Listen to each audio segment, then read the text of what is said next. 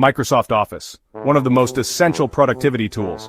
But should you buy it once or subscribe forever?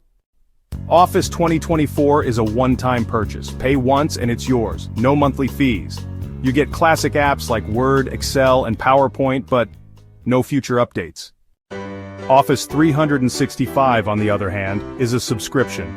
Pay monthly or yearly, and always get the latest features, cloud storage, and multi-device access. Pros? Office 2024 is a one-time cost, perfect if you don't need updates.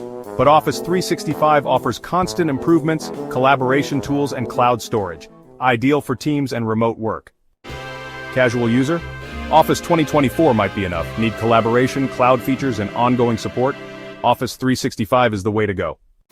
So, one-time purchase or ongoing subscription, what works best for you?